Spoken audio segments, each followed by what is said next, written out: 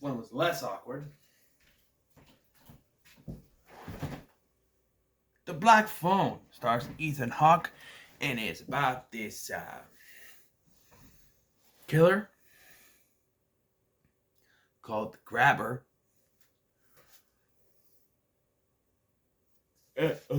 Ducks kids, kills them, and this one kid, our main kid named Finney, he gets abducted, and there's this weird black phone down where he's being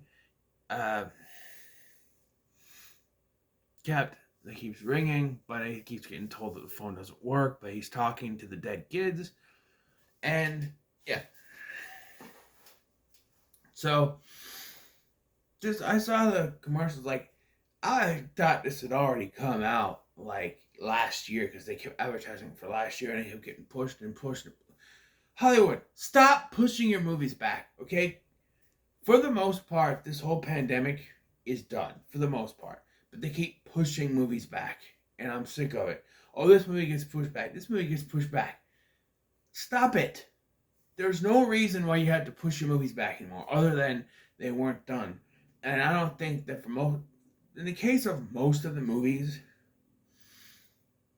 that were pushed back because they weren't quote unquote done, I think it's done for, not that they weren't done, that they didn't have confidence that they were done right. This one, I don't know why it was pushed back. Maybe, I don't know, I don't think it wasn't done. It was come out last year.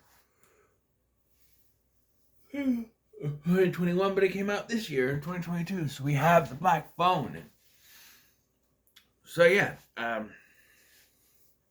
main character is Finney. He's, which is a weird name, but it takes place in the 1970s, and we can tell right away he's from a broken home. His dad's an alcoholic, played by Jeremy Davies, who's great in this film, by the way. And you can tell he comes from a broken home.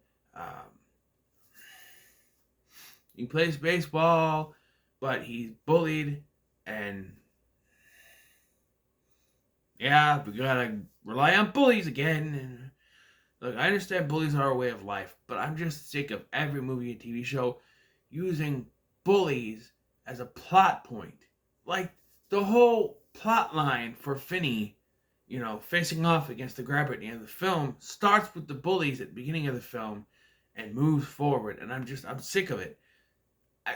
Can you use anything else to help plot development for a kid character, a teenage character? Why does that have to be bullies? It's been done to death in this and Stranger Things and just every single thing that has to do with kids. In high schools, in a school setting, there's bullies. And I know it's a real life thing. I get it. But I'm sick of it. Because it's only used to further plot points for our main characters. And it's just, it's frustrating. And yeah, there are these bullies. And let me just hash out the bully thing here. So the bullies show up and confront him in the bathroom, which, how the hell did they even know that he was going to that bathroom? Because he saw them and just booked it and ran into the bathroom. There's no way they saw him turn and go all the way down to the bathroom. Yet, first of all, he jumps in there and he's way ahead of them, gets into the bathroom, and they're like, come in like 5 seconds after he does. Oh, Finney! No. You did not get there, 5 seconds after he came in. For that to happen, you would have to have been like this far, like, I don't know, a couple of feet behind him. You were way down 2 different hallways. There's no way. And he ran, unless you ran. I don't know. It just made no sense how they were there so quickly. I'm like, okay, he's hidden, he's safe. And they come in, oh, Finney. I'm like, oh, no. There's no way they found him that quickly. No way they would know where he went. Yet they know he went to the bathroom. And then, because earlier when Finney gets there, there's this kid, Robin, who beat up this other big kid. And so he comes in and starts washing off his hand. He's like, oh, guy had sharp teeth. Been bleeding all morning, which no adult has done anything. And he's like, okay, you 3, you leave him alone or you have to deal with me. And so he's like, and so they leave. And he's like, thank you. He's like, you're going to have to start standing up for yourself. And to a point, after Robin gets taken, as soon as he's gone, the bullies start picking on him again. And it's like, Like, I knew that was gonna happen when I took him. Like, oh, he's being taken. Well, he's gonna start picking up Finnegan, and they do, and it's just. I hate the bully stereotype. I wish it would fucking die. I understand it's a real thing and it happens in the real world, but I'm just sick of it. All right? You don't need to rely on that for every film that deals with teenagers. You don't have to have a bully in every one of those films. It's frustrating that they keep using that. From this to it to everything. Every Stephen King film, basically. For the most part. Stephen King made lots of money off the bully stereotypes. Believe me that. But I'm just sick of it. I really am.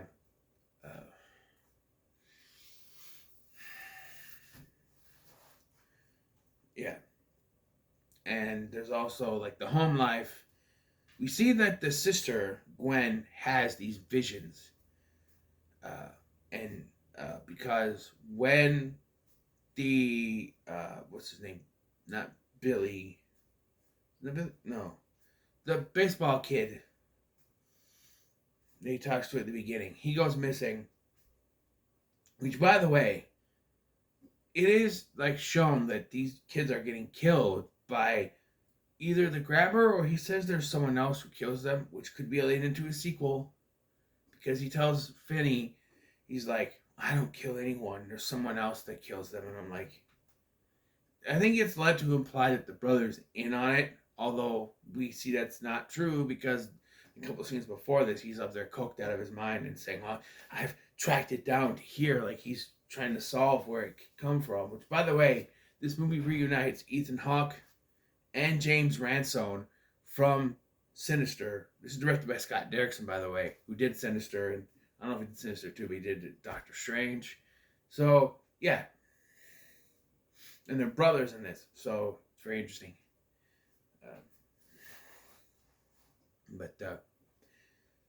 Yeah, there's someone else. So either it was meant to implicate the brothers in on it to the people watching, or there is someone else, and that will lead into a sequel with another killer getting revenge on Finney. I don't know. Spoiler alert, he survives. I don't know.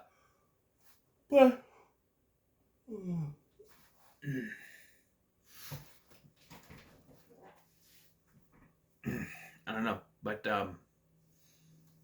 yeah, so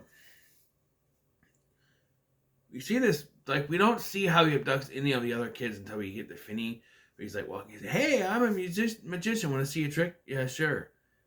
And, like, it said that, like, black balloons were said to be in there, and, like, he's like, oh, those black balloons? Yeah, I want to see them, and then he, like, sprays this stuff in his face. I don't know what it's supposed to be, but it takes him. Now, we see, with the dad here. Now, I don't want to say like, but I'm very intrigued by the storyline they go through with this dad. He's seen beating his daughter with a belt because this is 1978, and that was the kind of things they did back then. You know, the way they brought up the children. But to a point, while I don't condone it in any way, I see why he does it. He sort of explains. He's like he's beating her because she tells the cops, you know, because she talked to the sister of the Asian kid that disappeared. I forget his name. I'm sorry. And it's like, I started dreaming about your brother. He was taken by some guy with the black balloons. And the cops talk to her about it, and it gets back to the dad, and dad's like, you didn't see anything. You don't see anything? Dreams, they aren't real. And it makes me think, like, he's been through something like this before. Like, someone he knew went through something like this, and then he looks at his son, he goes, same goes for you. And I'm just like, okay, that's supposed to hint at something for later, and I think it kind of does. And she starts having these visions throughout the film, I don't know what that is, connected to I don't know what my hands keep doing with things, connected to the kids that were abducted, you know. But she has a talk with the dad. She goes, Dad, I'm going to talk. Okay, about what? About my dreams. And you just kind of see in his face that he's uneasy about it. this is where you get explanation that their mom also had this weird dreams, but it led to her committing suicide. And he says, in his words, the dreams told her to kill herself. I don't think that was the case. I think sometimes, like in movies and stuff, we see when people get visions, they can't handle them. And I think for the most part, she couldn't make them stop. She couldn't handle them. So the only way she could make them stop was to kill herself. I've seen it in other movies and stuff like that. It's gone too much. She couldn't handle it and she just ended it. So I think that was more the case. Not that they told her to kill herself, that she couldn't handle it anymore. So there's that. And like I said, it's hinted that maybe there's something in Finney too, because it's implied that for the other kids, the phone rang, but they couldn't hear it. They couldn't hear anything. But, like, they couldn't hear it. And then the grabber explains that he heard it ring once, which means he might have something too. They don't go through any backstory with the grabber, which I think is one of my big negatives. They don't really explain anything with him, who he is, where he came from, why he's like this. But I don't know. But yeah, so he's down there, and there's a lot of time where it's just he's down in the basement. We do cut to things of, police investigations and the sister trying to help find him. And after her talk with her dad, they actually go out and look around with the police. So, I can kind of see the dad's point. Like, you should never hit your kids by any means. But I could see his point of view on why he thinks it's bad. Because in his eyes, these visions that his wife had made her kill herself. Like, in his eyes, they forced her to kill herself, which really, So he doesn't want that for his kids. So I see that. And he keeps trying to say they're not real so that they won't go through what the mom went through. Don't basically tell them to keep telling them they're not real and push them away, Although that could cause worse problems, but And yeah, so while Finney is down there, he gets some hints. Like, he tries to climb up to the window, something breaks. He tries to use the carpet, it doesn't work. He works on digging a hole, but he doesn't finish the hole, And then there's sometimes that the door's left unlocked, and they call and they say, "Don't go upstairs. He's waiting for you." And he goes there and he looks, and sure enough, he's up there waiting. And he does fall asleep. He tries to sneak out, but he can't get it to work right. And then the cops get wind from Gwen, the sister, who has visions. She has, like I said, she has visions of each of the kids and how they were taken and stuff, split throughout the film. And then she has a vision where all the kids tell her where the house is. And so she takes the cops there, but it's like across the street. There's like an empty house, and they look around. There's nothing. And then Finney finally subdues the grabber, has, his story arc that started with the bullies. And so now he's fighting his own battles with the help of the dead ghost friends. And he subdues the grabber, basically kills him, and then goes up, and he's in the basement. Because he goes up there, he embraces his sister, and the cops come up, and he's in the basement, because it was across the street, actually. At one point, I should mention that the grabber does kill his brother, because the brother finds the kid, and it's like, oh great, he's gonna be saved. But then it's one of those things where he's gonna be saved, and no, all hope is taken away, and it's like, why put those scenes in there? Like, oh, he's saved. Well, we still got 20 minutes left, bitch. Then why do it? And like, I did like one of the scenes with the brother, where he's like trying to explain to the cops about where the location, are the kids where the location should be, and they don't believe him because there's some cocaine, a little bit of cocaine still on the table, and they're like, yeah, why don't you clean up around here? And he kind of motioned towards the table, and he looks and goes, oh shit. And then he proceeds to do a line. So it's like, yeah, that's funny, but if you saw there was cocaine on his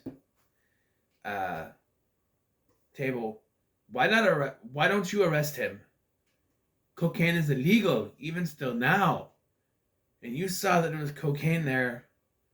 Why don't you arrest him? I mean, even in 1978, they weren't so lax on it. I mean, what? Other than they need him to find the kid later in the film, he should be arrested. I don't know, I'm just saying. Why wasn't he arrested? It doesn't make any sense to me. But I digress. So, yeah. And then we get the scene at the end here after everything goes down and he gets out, where the dad comes up and he gets on his knees and he's kind of like, so sorry, please forgive me, like, for everything, because he realizes that the dreams she was having were real, and that, it might not be as cut and dry as they told her to kill herself. Like, maybe the visions are good, and and we end there. I did like this movie. I thought that, like, as far as portraying the 70s, they did a good job with the music, the clothing style, the way things looked, even the cinematography a little bit.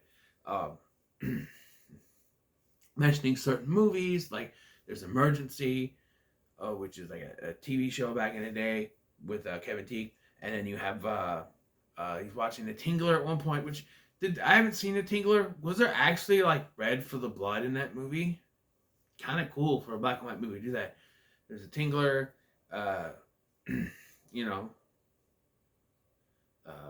certain commercials and stuff. It's very 70s. Like I said, music.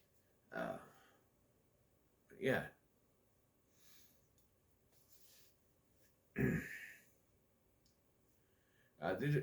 Was it mountain is high, the valley is low. Come on and take a free ride.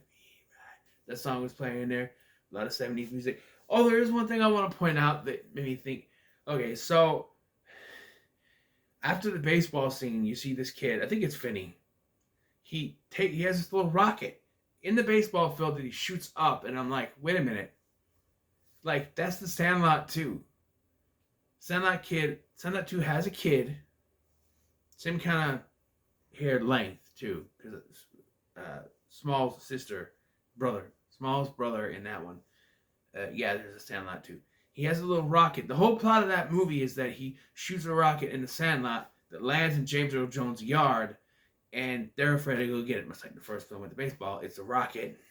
And, yeah, so the fact that happens at the beginning of this film is like, that's the Sandlot 2. So, pretty cool. But yeah, when it comes to the Black Phone, man, I thought Ethan Hawke's performance was good.